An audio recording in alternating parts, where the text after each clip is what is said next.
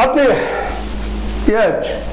H16 news ಅರ್ಥಾತ್ ಸಿದ್ದರಾಮಯ್ಯ ಸ್ವಾಗತ. ನಾನು ನಿಮ್ಮವ MI ಅಥವಾ ಮಲ್ಲಪ್ಪ ಜೋತವರು.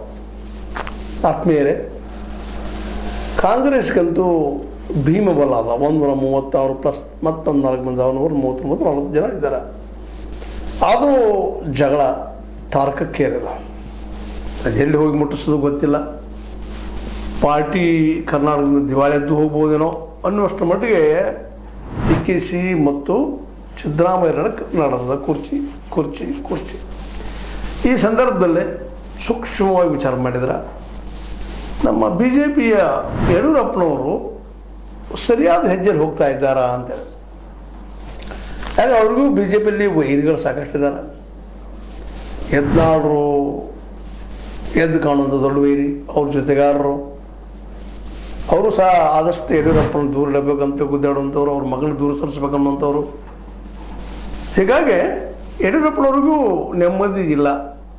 ಆದರೆ ಒಂದನ್ನು ಮಾತು ಸಾಧಿಸಿರ ಈ ನಡಕ ಅವರು BL ಸಂತೋಷ್ ಅವರನ್ನು ವಿಶ್ವಾಸ ತೆಗೆದುಕೊಳ್ಳಲು ಏನೋ ಯಶಸ್ವಿಯಾದಂಗೆ ಕಾಣ್ತಾ ಇದ್ದಾರೆ.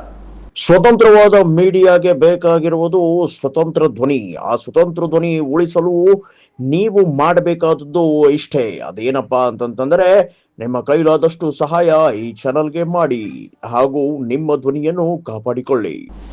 ಯಾಕಂದ್ರೆ ಇಷ್ಟರೊಳಗನೆ ವಿಜೇಂದ್ರ ಅವರು ಕಿತ್ತು ಹಾಕಬೇಕಾಗಿತ್ತು ರಾಜ್ಯಾಧ್ಯಕ್ಷ ಸ್ಥಾನದಿಂದ.